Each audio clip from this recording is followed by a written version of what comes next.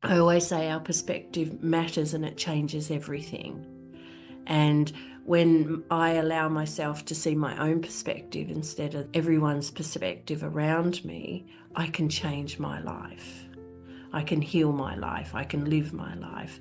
So in a way, I kind of lost who I was. I wouldn't change a thing, but I kind of lost who I was. And younger adulthood, I protected those people who really shouldn't have been protected. There was never a part of me that ever thought to leave because, no, I have to stay. I have to be a good person. I need to care for these people. I have to put their happiness first. And so this became a repeating thing for me. And it was only really recently that I was like, no, I have to also remember myself. When I talk and teach about even implicit bias, I always think to myself of how I was raised, my belief systems. Why do I believe the things that I believe? Is it because they were an expectation in my household, or do I truly believe things for me? It was only when I sat down and consciously reflected on that I realized that this isn't my version of success, and success is actually a feeling, right? So now my version of success is what brings me peace and what makes me feel in flow. Hey everyone, it's Sophia from Sacred You. Thank you so much for being here. A quick message before we dive into today's discussion. You may have been watching our videos, but have not had a chance to hit that subscribe button.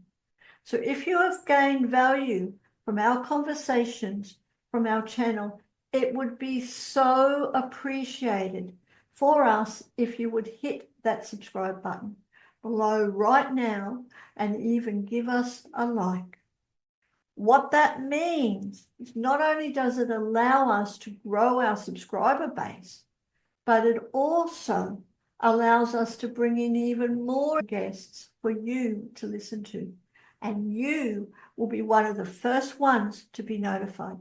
So please hit that subscribe button and let's get started on today's wonderful panel discussion.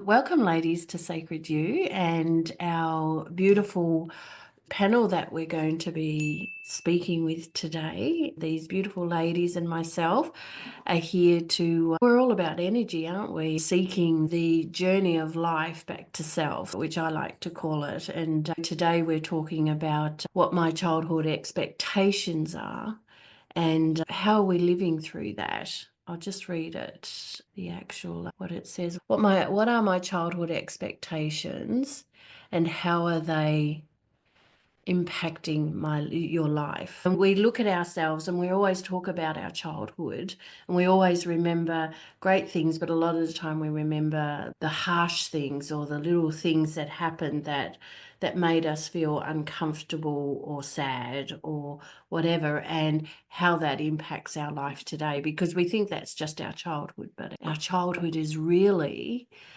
we bring that in today if we really haven't looked at what it's meant for us at the time. I love getting to the core of things, and that's what I love to do. This is what I'm always about, is getting to the core of everything and healing from that perspective.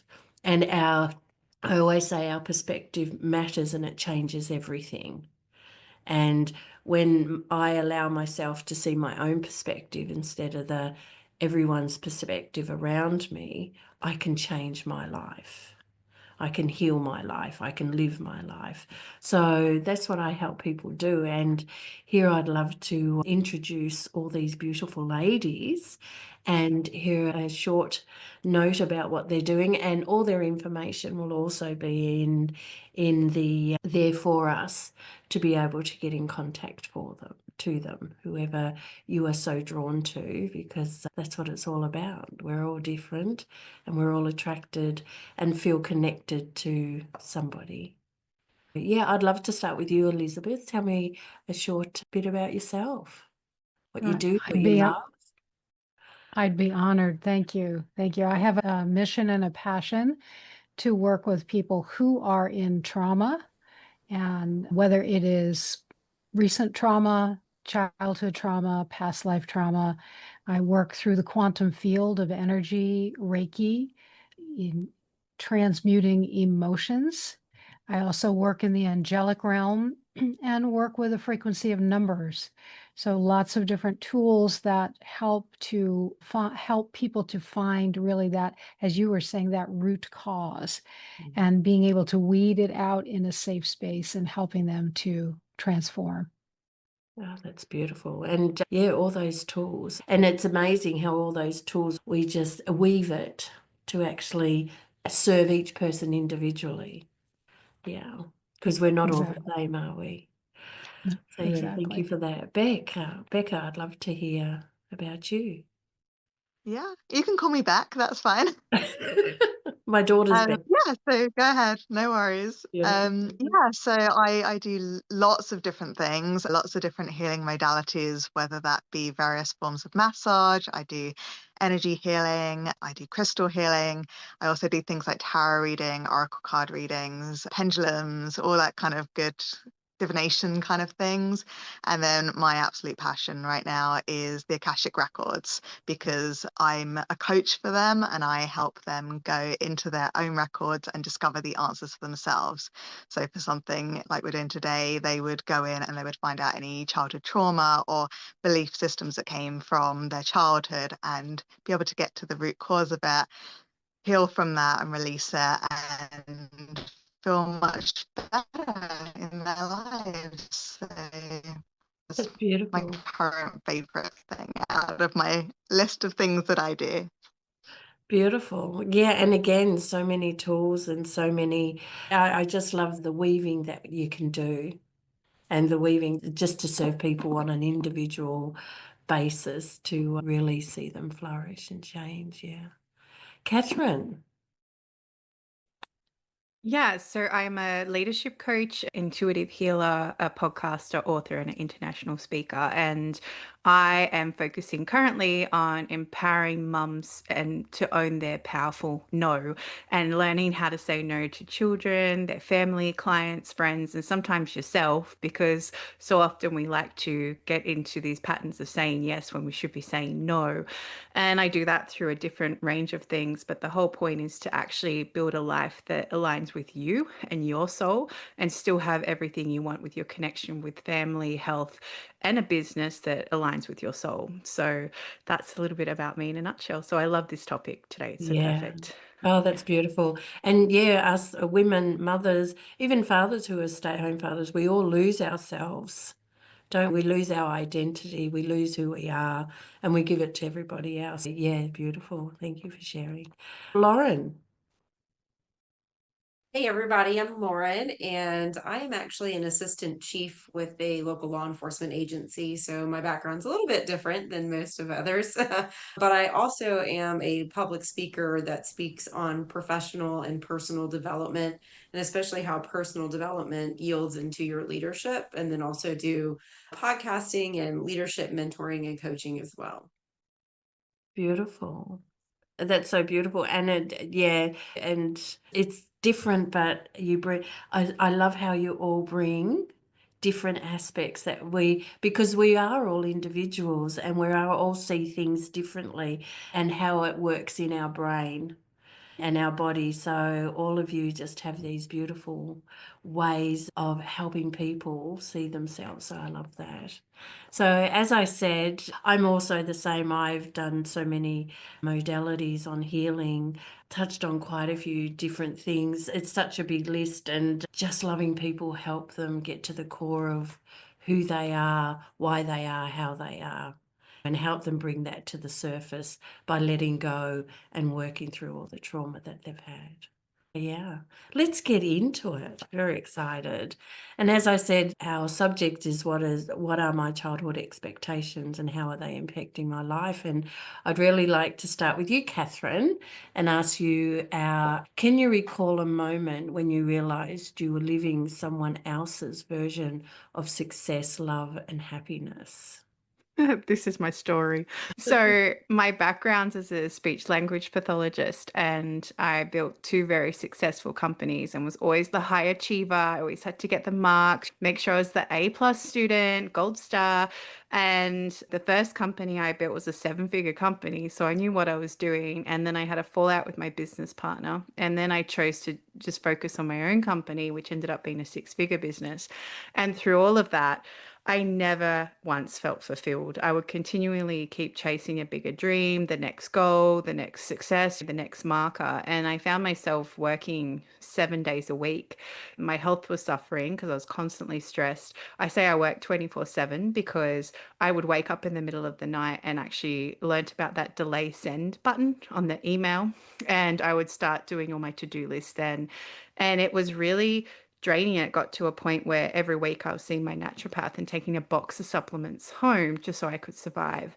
And I knew I couldn't keep going through that. And part of that was a spiritual reawakening because I was constantly looking for that thing that was fulfilling me.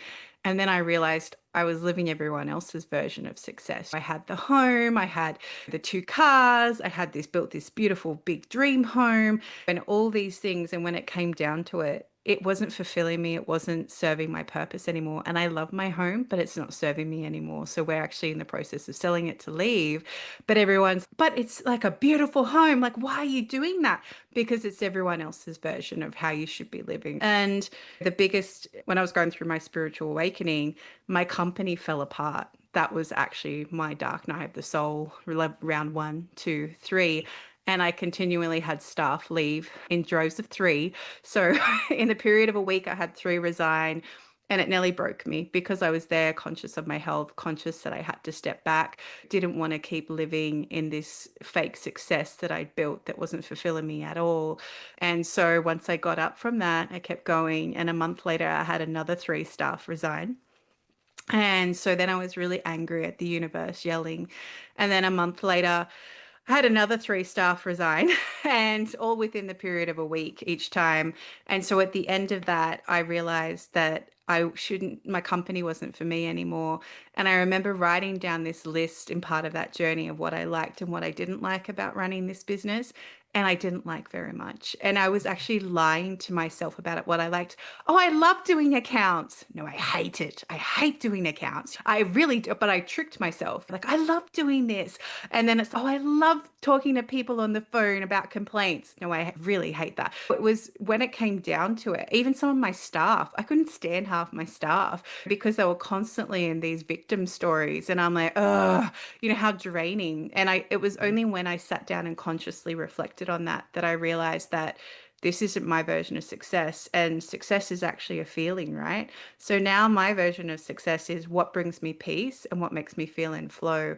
And it was from that I could start to listen to my intuition more and tune into more to what I needed to do and rebuild a life that aligned with me.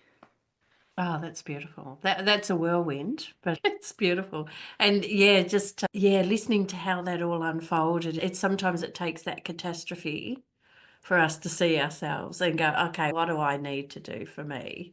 What is it that I want? Yeah, thank you for sharing that. That was beautiful. Lauren, I'd love to hear, can you recall a moment when you realized you were living someone else's version of success, love, or happiness? Yeah, I think so. One of the ways was just growing up and having expectations of relationships, and even like when it was appropriate to get married and have this family and have kids and all this other stuff. And my brother and I are 10 years apart.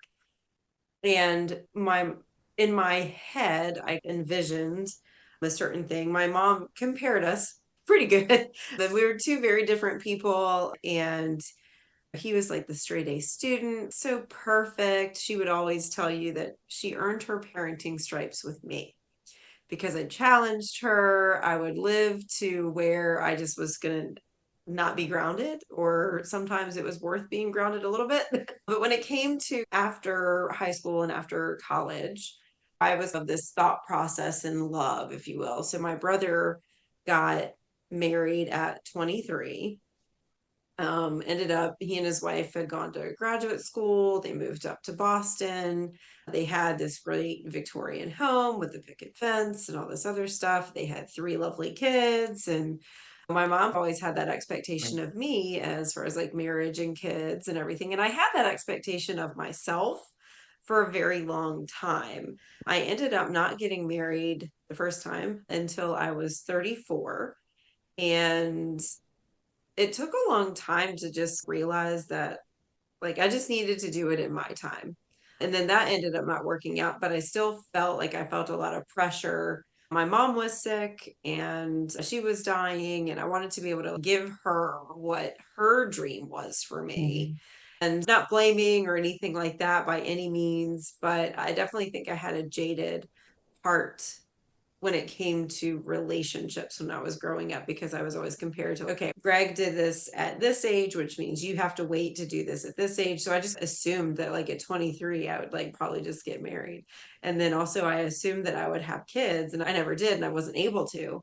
So that was something that ended up being just a bit of a challenge. But I'm at this point now. My mom has been passed for 10 years now and still learn from her every day. And she really never pressured me. It was just something that I really thought in my own head.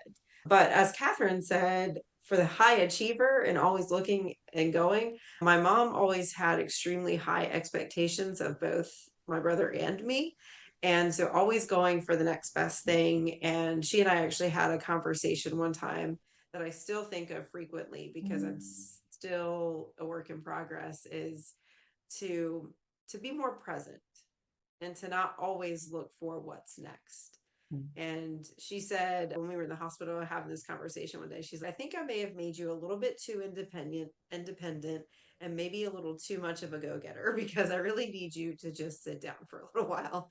And she would always tell me that I have the same 24 hours in my day that everybody else does, and I just need to chill out a little bit. But definitely some moments over the years of that comparison and who am I really living for, and my beliefs.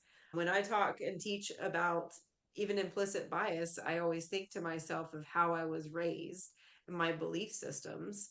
And then getting into my 20s and 30s and even today is just, okay, why do I believe the things that I believe? Is it because they were an expectation in my household, or do I truly believe things for me?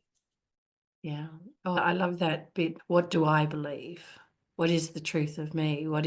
Because we take on the expectation of what our parents and that. So without no judgment, like you said, to them, but we carry that. So we mean that that's something for us that we have to do. So it becomes, we take the responsibility of that on. And it's beautiful how you just said, stopping and saying, what is mine? What is my belief? What do I believe? And how do I want to? So thank you for that. Yeah. Okay, Elizabeth, I'd love to ask you, in what ways have your childhood expectations created silent pressures or patterns that still affect your relationships, work, or sense of self-worth today? Thank you. Sure. And because I'm a high achiever, do you see a pattern here in all of us? I just totally connect with all. Yes, I know. It's pretty amazing. And I feel for me that is self-imposed, and yet I'm sure that there were influences growing up and wanting to be top of the list when in first grade, the one who got through the reader first and the one who got the best math scores. And I've always seen it as competing against myself. But to answer your question, I think that sense of needing to perform at that high level, and then also I grew up in a beautiful household with wonderful parents, but they disciplined, meaning there were boundaries. And I think it was a good thing ultimately for me. I see that there are a lot of not only children, but a lot of adults that I work with now that didn't have the boundaries or didn't felt like they needed those boundaries, right? But I would sometimes push the limits, dare say that, and I would sneak out of the house every once in a while and just see if I could get away with it, knowing that there would be discipline there, but really still wanting to be that high achiever. the other thing was that by my siblings, which I don't know where this came from, but I was dubbed the good one. So there was the smart one, the pretty one, and the good one. And I think, hey, I'm all three. I don't know where they got that from. But there was also that underlying being dubbed the good one. There was that underlying feeling like it really wasn't okay to be the good one. There was this I almost want to say a little bit of jealousy, and I don't know what that was about, but also allowing myself to be good and good to myself. So inherently, I was good to everyone else, and I forgot how to be good to myself. And that was a big breakthrough that I had to work on for a very long time. The other expectation in my family, because my parents have a money story, right? Where when they got married, it was during the Great Depression. So I heard that story over and over again. So the story for me was you have to finish your food. And it was, do you have enough food? And do you want more food? And so it was centered around food as wealth and food as health and having more. And so I had an imbalance as a child in what was the right amount to feed me, which was using my intuition and stopping eating when it was healthy for me, as opposed to having to eat more to fulfill someone else's expectation. The lots of things that come to light and that we work through, so that it's brought me that ability to recognize things in my clients, my individuals and couples that I work with, and find what's that little bit of imbalance and where have they forgotten who they are. Yes, yeah, that's beautiful. And I really like how you said the influence. And it is, yeah, the expectations are an influence, aren't they? They really come from, our parents might say something, or we might be doing something and we're redirected. And we've got to consider we have emotions. Also, they have emotions and beliefs and the way they do things. And everyone thinks they're doing great by you by impacting or putting or trying to influence you to do the same. When we grow up with all those influences and expectations, that we forget along the way to explore ourselves. Because I always reference it's like a backpack, putting in the backpack. Okay, that one, they've told me that, so I'll put that in there. So I'll own that. That's mine now. Or I like that one as well. And some of them are good and some of them are hurtful. But we put them on and we carry them, and it becomes part of who we are until we go, who am I really? What is it that I Exactly. want It's to do? our story. It becomes our Yeah, story, which absolutely. is not always our truth. It's so true. Yeah, true. What are our beliefs? Becca, I'd love to hear the same. In what ways have your childhood expectations created silent pressures or patterns that still affect your relationships, work, or sense of self-worth today?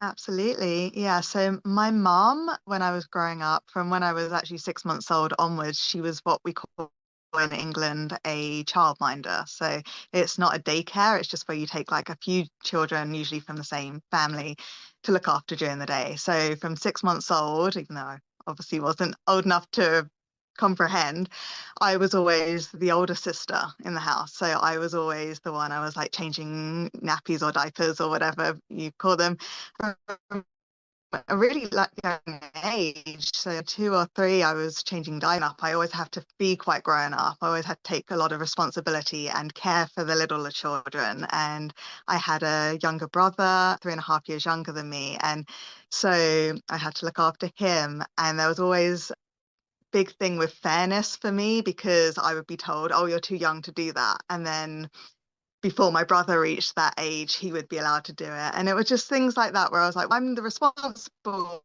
one. I'm the one that's for this kind of stuff. So I think that I saw the world and all of this kind of thing. But also I took on a lot of loyalty with that too. And very much like family, but family being not blood. It was like this big expansive, it was all the children that we looked after, and then it became friends at school, and we had relatives that weren't blood relatives. And so I had this huge thing about loyalty, and you have to look after your own, you have to be a good person, you have to care for these people. And I found only very recently that I had been doing that constantly, so much so that I was staying in bad relationships, whether romantic or friends or colleagues or whatever, much, much longer. And I would realize years before, oh, this is a bad relationship. But there was never a part of me that ever thought to leave, because no, I have to stay. I have to be a good person. I need to care for these people. I have to put their happiness first.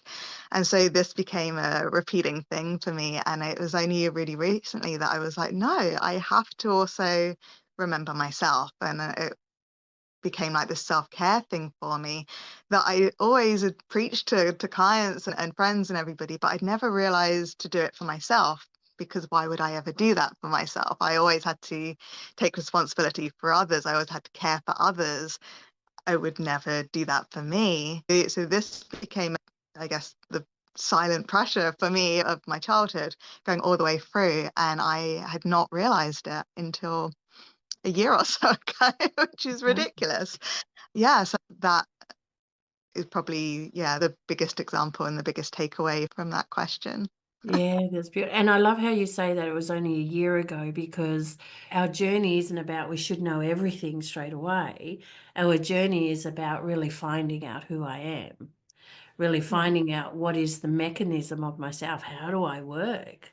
What is the structure of me? I'm heading into my 60s shortly. So it's like I'm still finding out new things about myself. So it's never, ever too late.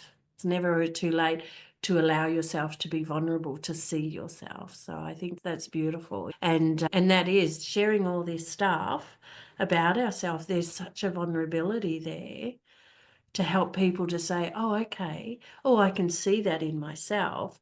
And such the beautiful way you're asking yourself those questions. Oh, where does that come from? Why is that happening to me? Because they're the key things. Oh, I can really look at myself. Let me tell you, it gets messy and we're all over the place. But we learn to be okay with that. That's the beauty of it. There's no perfection to it. And like you said, we're always looking for that perfectionist. Yeah, Elizabeth was saying, that's what Catherine was saying, that I have to get it right, but we don't. That's the beauty of it. We're just finding ourselves and learning who we are. So thank you for that share. That was beautiful. And I'd like to go to Lauren and ask you, were there expectations around emotions, what you were allowed or not allowed to feel or express? How has that shaped your emotional landscape as an adult? So I really like this question because I've had two separate lives. My parents were divorced from I was 3 when they separated. And so my mom and her husband that she got remarried to were both guidance counselors for a high school. So they were very open and honest about like sharing feelings and expressing your emotions. And if it couldn't be to them, then they would help me find like a counselor to be able to talk to, and realize the validity in finding the right person to have a conversation with. And a lot of the times I was able to get my feelings out more with writing. And so my mom always encouraged that. And I did live with her full time. My dad had visitation, but I was not allowed to show the same type of emotions there. I would get reprimanded if I tried to, like, I have this very vivid memory where, like, he and his now wife were in a pretty big argument.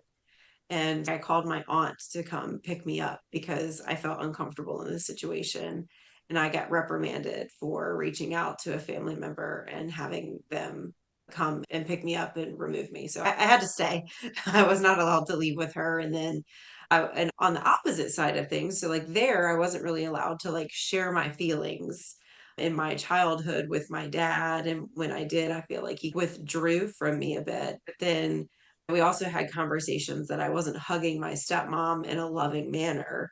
So a lot of just like weirdness and that, and really just growing up, and for them being, I don't have a lot of memories with my parents together, just really weird to have to play those, both of those roles as a kid growing up, depending on whose house I was at. And I think that's actually played into a little bit into my adulthood. And I will also say, with my career choice in law enforcement and not always being able to show emotion, I'm not on the road anymore taking calls. My day to day is a lot different, but you're having that expectation to suppress so many emotions. That's one thing that I really have to work on and be intentional about now, is to actually feel, to allow myself and to identify the emotions that I am feeling and to be able to talk about those things. Luckily, my stepdad, he is still around, even though he and I are extremely close, even after my mom's passing. And so I know that if I need like parental advice, I call him. If I need to go fish or have a good time or let loose a little bit, then I call my dad. And we don't really get into too many emotions, but that has actually changed as he has gotten older. He has started to share a little bit more of things for him, especially when it comes to him being proud of me or exceeding his expectations, or how he has had some struggles like with his parents' deaths. And even my brother, who was his, we have different dads, so my dad was his stepdad and they did not get along. My brother was just recently diagnosed with cancer, and it's interesting to see, for as tumultuous as his relationship was with my brother and my mom, that with both of their cancer diagnosis, he is actually showing emotion and reflecting back on his life with them, and maybe some changes that he could have made on the communication aspect of things, that it maybe wasn't as all that bad throughout the way. So it's been interesting to see my dad in his older years. He is be turning 75 on his next birthday, and I don't know, it's just been interesting to start to hear a little bit more from him and share a little bit more from him. So we'll see where it goes. But again, like everything, it's a work in progress and nowhere to go where but up. Oh, absolutely. And it's very much, we're always uncovering. And I think that's a beautiful message, is that you could see the difference, which creates confusion for you and your family, because you're living two different lives with two different families. So it creates that confusion. And I'm sure that happens with a lot of people out there. A lot of people And who it are allows me listening. to, I Yeah. always tell people that my parents' divorce was a gift to me, because had they stayed together, that was just not the best option for either of them. And so I got a lot more family members and everything, and a lot more experiences. And it does allow me to be able to empathize with other people who may have been in that situation as Yeah. well. And just to say, you know what, like I turned out great. So, Yeah. I think so. And that And it doesn't have to define you, and it's just a piece of you, it's just a part of you.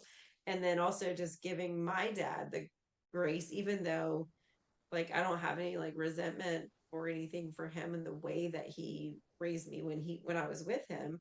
yeah. A lot of it came from how he was raised, and obviously the grandparents teach or treat the grandkids a lot different than they do their own kids. So my experience with his parents was a lot different than his experience with his parents. But it is interesting, just as we both grow older, being able to see the changes in each other. Yeah, and that's so true. Being a grandparent myself, yeah, I can see, I can love them without any expectations. But the funny thing is, when you're bringing up your own children, you have all these expectations on how you should bring them up.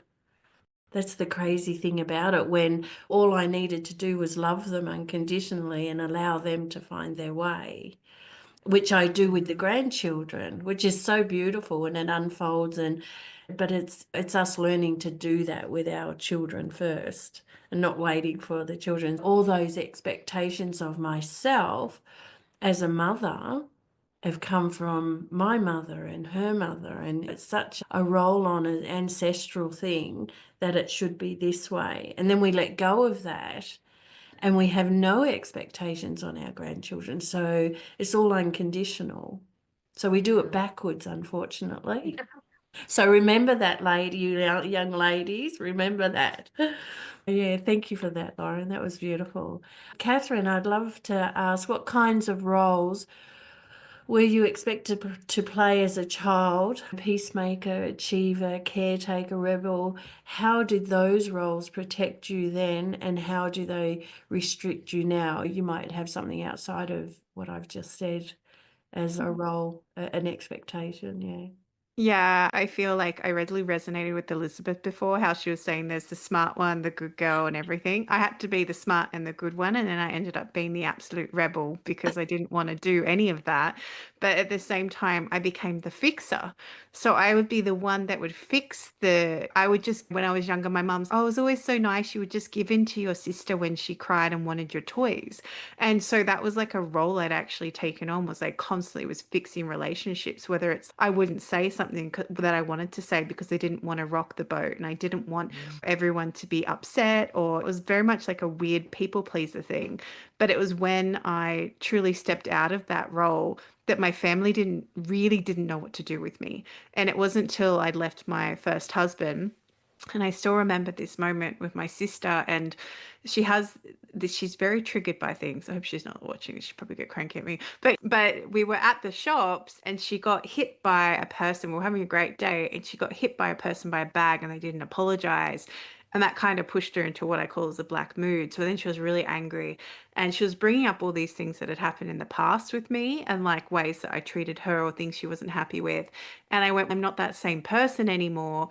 And she just kept going, and I lost it. I absolutely lost it. I'm like, I can't keep this in anymore. And for anyone listening, the more you bottle these things down, especially anger and rage, it will erupt like a volcano. And it just went bleh. And so the rest of the drive home was in awkward silence. And get to drop her home, and she goes, bye. And I'm like, get out of the car. But that whole tone just reset everything, because when I could drop that, and even my first marriage, I was trying to fix my ex as well. And I was constantly wanting to fix everyone else. Oh, he's got problems. I'm going to fix them. And then I ended up in a career helping children learn to speak because they didn't know how. So my whole life was created around fixing things. And it was only when I stepped back from that and realized I had made myself in a savior role where everyone came to me to solve their problems. And it was only recently that I could put words to it. And I didn't want to be that anymore. I wanted to be a supporter and challenger so people could create, not keep them in that victim mindset. And that's where I was like that whole time. And it really restricted me to a point. And when I could see how to step out of that, even now I have these friends that come to me and I'm like, what does your intuition say? They're really intuitive, but they're asking me for their opinion on their life. And that's used to go, oh yeah, let's fix that for you. Whereas the new me's, no, I am not your mom. I'm not here to fix it. You take your power back and you actually do it yourself. So it was such a big realization, and getting the words sometimes too, to understand why you're doing what you're doing and to understand where you're at can be really powerful too. Oh, yeah, totally agree with that. It's like it's seeing yourself for the first time, isn't it? Really opening up and seeing yourself and going, oh, this is where I need to come from. Oh, and it's not anything that's really big and magical that changes the perspective of what you're doing. It's actually just that, and it can be that quiet, oh my gosh, I can't do this anymore. Oh my gosh, I don't need to do that. And then it's just the practice after that. So yeah, I really love that, Catherine. That was beautiful. And yeah, it's got so much in my head going. It's just beautiful. Elizabeth, I'd love to ask the same question for you. What kind of roles were you expected to play as a child? Peacemaker, achiever, caretaker, rebel, whatever it was, and how did those roles protect you then, and how do they restrict you now? I love that question. And I love what Catherine shared and about being a fixer. And I think in my younger adult years, I became a fixer, right? But what I really was the warrior, the protector as a child. And I have two siblings, but they're much older than me, so they were already out of the house. So I was like an only child. But when I was a young teen, my mother had a malignant melanoma, cancer. And back then, you didn't do the chemo and the radiation and all of that. It was just basically surgery on her back. And it was so sore, they had to just cut a lot out, right? And all the nerves. So for years and years, I literally stood behind her no matter where we were in the grocery store or whatever. She would carry a pillow with her. I would hold the pillow behind her and I would shoot dirty looks and I would push people out of the way, and not violently, but I would protect her physical body to make sure that she wasn't bumped so that she didn't suffer. And part of that is, I think, has just integrated into who I am, and that because I'm an empath, I can't stand to see people suffer physically, emotionally, mentally, spiritually. And that's certainly why I created my practice, was because not to protect them and stop them from feeling, but now I've segued into, as we all have shared, ways to allow people to bring that up in a safe space and get rid of it and heal it for themselves, right? But physically, she couldn't heal it. So she needed that buffer, and I was that constant buffer. In a way, I lost who I was. I wouldn't change a thing, but I lost who I was, in that I couldn't just be her daughter, or I couldn't just go to the store with her or whatever. I needed to be her bodyguard. And that was brought on by me. No one expected that of me. Again, those were my own self-imposed expectations. And younger adulthood, I protected those people who really shouldn't have been protected, right? Whose behavior should not have been protected. But it segued into helping to protect my son who has special needs. And I'm his advocate and his guardian. And yet I've been able to teach him to learn how to protect himself. So just a very interesting string of any small little experience in our lives can change everything. Isn't it amazing? And I love how you said you were the warrior for everybody else. And even what Catherine was saying, those things that we are for everybody else is actually what we need to be for ourselves. And we don't take on that role because we think we have to be it for everybody else. But that's actually what we need. To be the warrior for myself, and to be there for my spouse, to speak up for myself, to do all those things. And it's amazing how the universe works, because we always end up in roles that is telling us how we need to be for ourselves. If we're giving all our love away, I actually need to love myself more. You're absolutely right. Yeah. So I was bullied in high school and couldn't protect myself. And yet anyone else needed protection, I would be there for them. So you're absolutely right. Yeah, so it's being that for ourselves. So it's those out there who are seeing those things happening for themselves, consider, what would it be like for me to be that for me, to be that warrior, or to be that love, or to be that kindness. Yeah, thank you. That was a beautiful share. Becca, I'd love to hear, have you ever experienced guilt, shame, or fear when trying to break away from the expectations you were raised with? How do you navigate that? Yeah. So I think for me, the big one is boundaries. And I never, ever put up boundaries. Like, I would argue with people or whatever, but at the end of the day, I'd be like, no, like, I need to do this for them, or I need to give in, or whatever. I would argue my point, and if they continued, okay, I'll give you that, whatever. And so boundaries was always an issue, still is an issue. I'm really working on it. I'm really trying to say no when it is not in my best interest to do it. It doesn't even need to be anything but I'm tired or I don't want to do it. There's no rhyme or reason. I just don't want to. So and I need to be able to say no to that without feeling the guilt, the shame, the what will they think of me? They'll think I'm a terrible person. And but then if you don't do that, which I've experienced lots of, people just assume that you'll just do everything for them, and oh, well, Becca will do that for me. I'll just tell her to do that and she'll do that because that's who she is.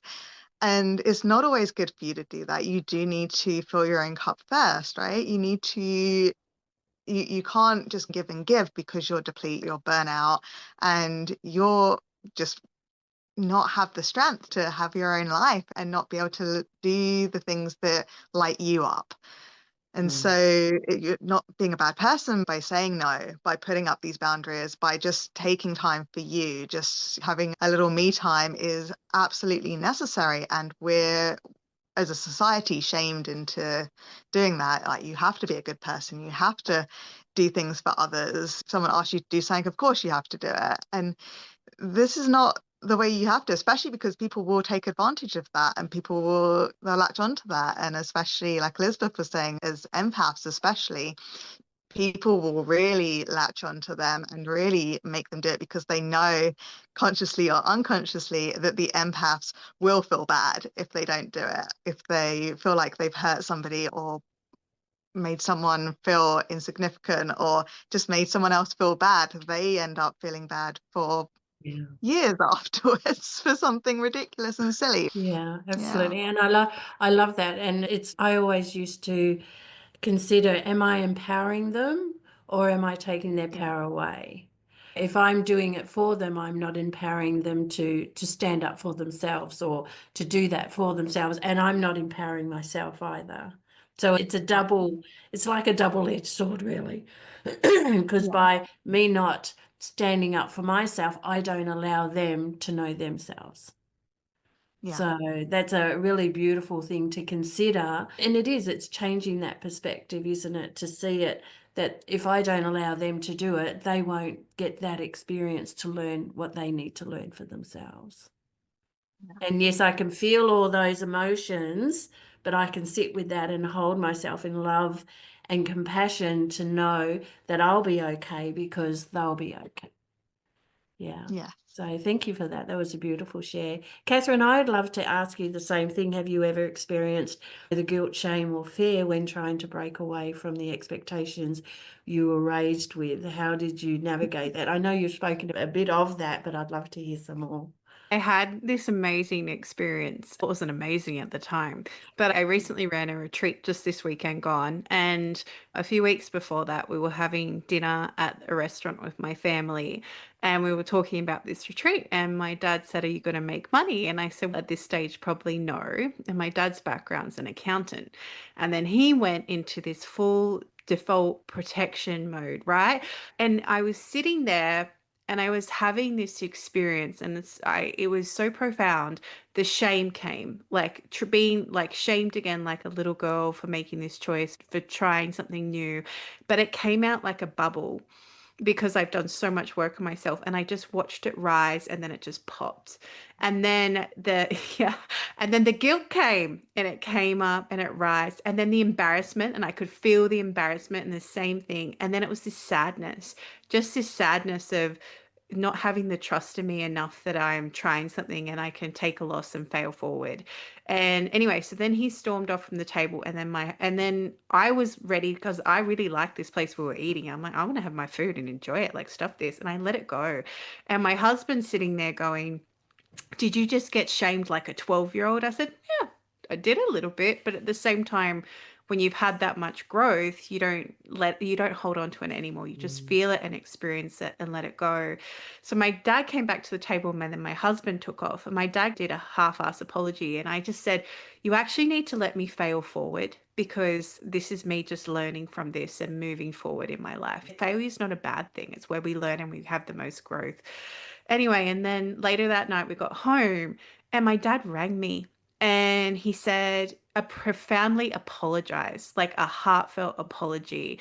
And he said, "I understand that you are seeing what you're trying something new." And we had this big, actually mini coaching session where I was coaching him through everything he went through. And then at the end of the conversation, for the first time in as long as I can remember, he said, "I love you."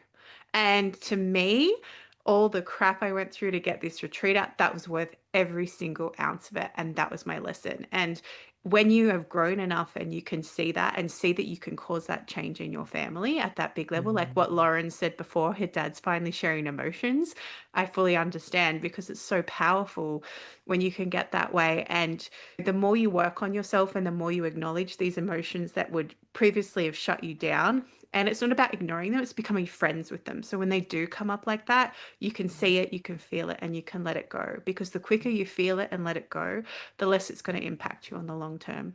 Yeah. Oh, absolutely. And I'd love to add to that as well. And when you're beginning on this journey, and some of you guys out there might be doing that, it is messy because it's new. It's like watching a child to walk. They get frustrated, but it's all new, but they get back up and they try again.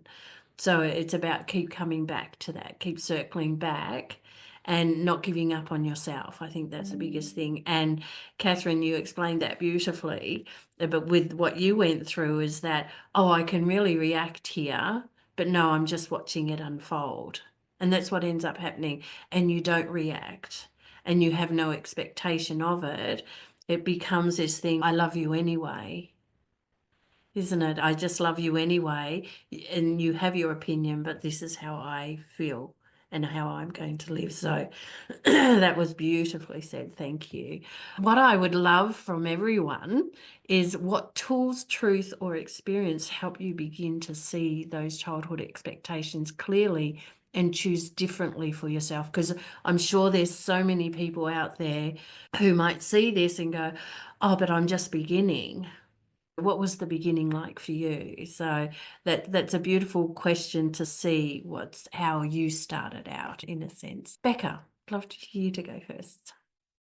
Yeah, I guess for me, like I said, it's just very new, with this new turnaround for me. And what actually got me started on it was going into my own records, and they were pointing out the boundary things and the unpleasant emotions. And so feeling anger for past services against me and staying in relationships way too long when I knew I shouldn't, and beating myself up about things. And like we were saying earlier, like it's all lessons, right? The good and the bad are all lessons. They're all to teach us. They're to see how we're going to grow or not grow with that.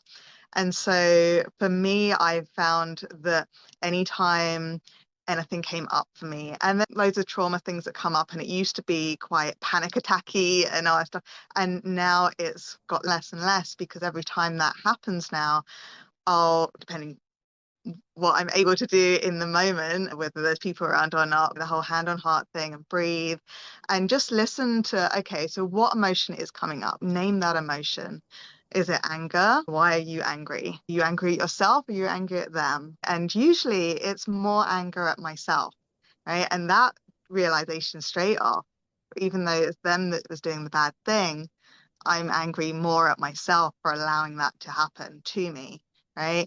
Other emotions, is it sadness? Why are you sad about it? And that might seem obvious, but if you go deeper and deeper, is it actually that was making you sad, or does it stem from something even deeper than that?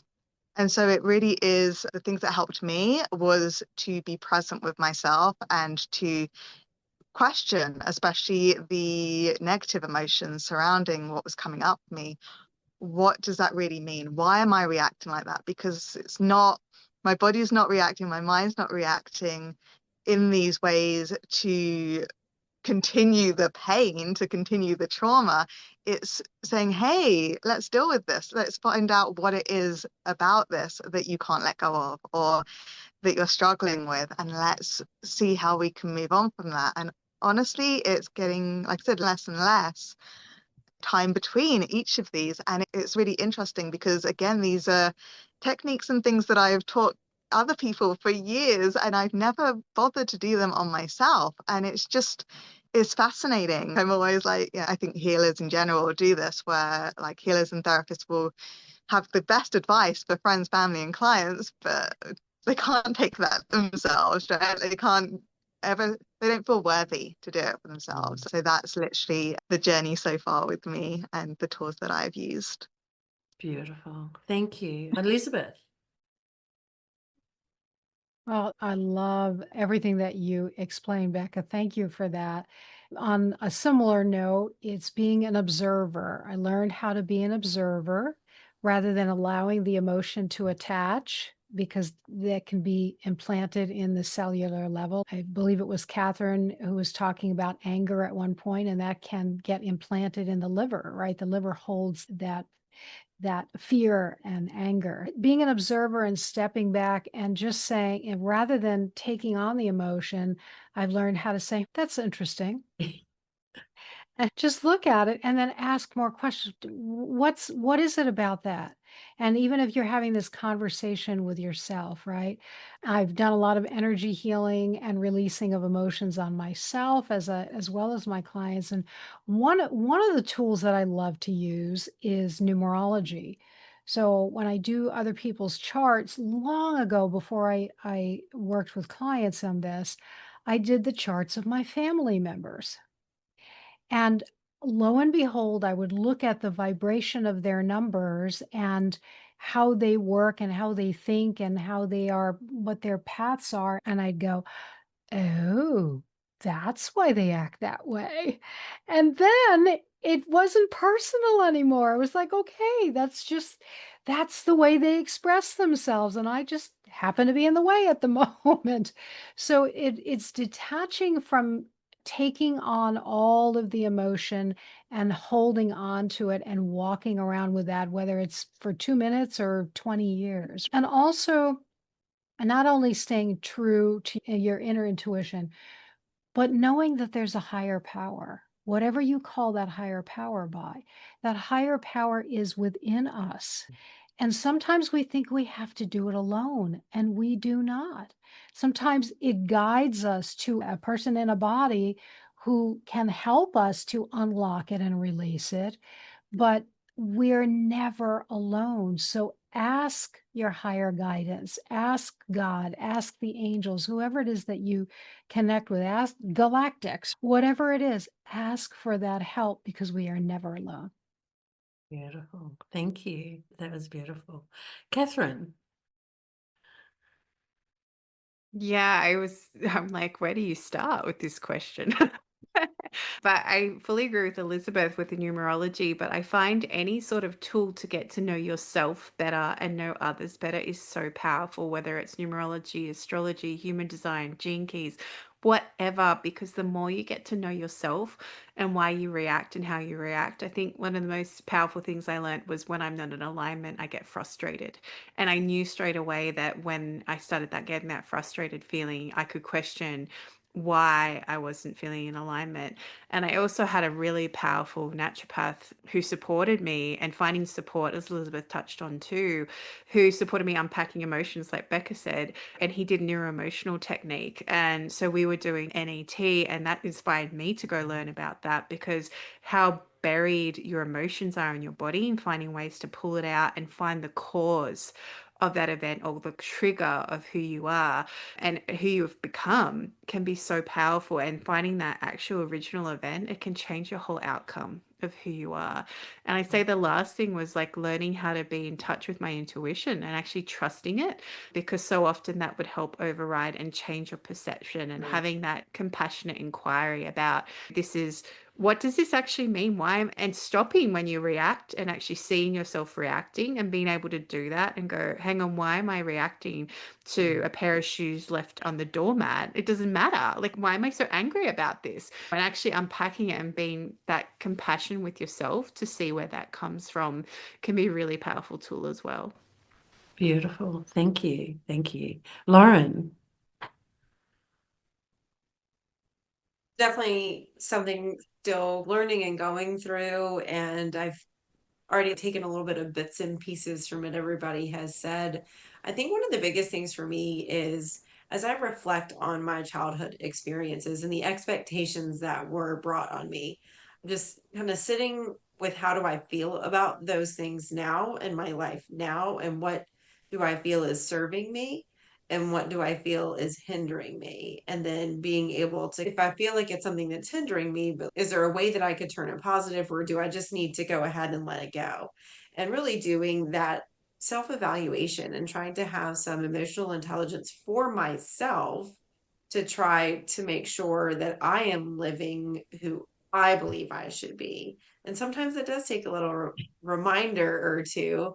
And like Elizabeth had said, I think with all of us who are high achievers here and definitely maybe have experienced some burnout over the years by all of the things that we're trying to do for other people, I know one of those things for me that I need to consistently remind myself of is to lean in to my higher power. And for me, that is my faith in God. And I have to have a constant reminder to make sure that I tell people all the time that lean on others, find your best support network, whatever that is, because nobody ever was put on this earth to completely go through this place alone. But like we've all said, we also need to take our own advice. So that's what we'll record each other as we're giving advice to other people and go back and listen into it for ourselves as our next tips and tricks. Yeah, absolutely. And it's amazing because we attract the people that we've just gone through stuff, and we attract those people and that they're just going through that stuff. And it's like we've opened up to be able to share and help them know themselves better. So it's beautiful. We're not given more than what we can handle. So when we move through stuff, people are here that we help them move through the same thing we've just gone through. It might be weeks ago, it might be days ago, but they just show up. It's pretty amazing. So everything works in a system. Oh, actually, I don't call it a system, in a flow that works with you. And it's really about, it's never about it's never about the trauma or whatever it is that happened. It's not about the event. It's always about what I never had the opportunity to feel or see. And those are the things that I have to feel and see. Because it's never about taking on the other people and how they are. Yes, it was the event that's trying to show me what I never had the opportunity to feel, say, do, whatever it is, and what that feels like, because that's playing out in my life today. It's such a beautiful thread and such a beautiful weave to really come back and show me what I need to see. So I have loved this. This has been so beautiful. And the vulnerability and showing others how they can too just make that first step. And it's always about the questions. You've said, question yourself. Intuition, use your body to feel what's going on, to see what our narrative is, and to see, look at how we react with everything. And that comes from the expectation of ourselves as well. So thank you so much for this. It's been so beautiful. And I'd love to invite Sophia back to take us through the end. Thank you, Denise. Oh my God, what a wonderful conversation I've been sitting here, especially all about our childhood and who's our real childhood friend. So thank you ever so much for facilitating a wonderful panel discussion. It's been amazing. And of course, for all these amazing women who have shown up, Beck, who's joined us all the way from Canada, and Elizabeth and Lauren, and our amazing Catherine, who's also tuning in from Australia. So, Catherine, before we finish up, would you like to tell us a little bit about your tribe? Because you're the host of the Empowered Entrepreneurs Tribe. And how can you relate your childhood expectations to being an entrepreneur? High achieving, of course, Sophia, of course. But I feel the empowered entrepreneur space it's evolving, and I've loved taking over because watching these women each week that show up, whether they pop in or they come every week religiously, and being able to follow them on their journey and watch them take these risks to grow and actually come back and have somewhere to have that support to keep encouraging them to keep growing. And I feel that my role as a fixer has now been flipped to be a supporter. And that is where my role as an entrepreneur has really changed, from supporting that victim to helping people create their dreams. And that's all about the energy of the space. It's a beautiful space you can come and share and tap into some of my wisdom. And I can tell you the things not to do because I've already done them. It's definitely coming back to yourself and having that community, as Lauren touched on before. It's so important, having those supporters around you. And the more that you can share with people open and vulnerably and get that feedback, the more it helps you evolve and grow as well. Thank you. Thank you for that. And I say ditto to everything that Catherine said. It is an amazing tribe. Click on the links below to reach out to all these amazing women and also to check out the Empowered Entrepreneurs Tribe that Catherine is the host, and we are honoured that Catherine is facilitating that. While you're there, come and join Sacred You. Check us out at sacredu, that's the letter U, .love.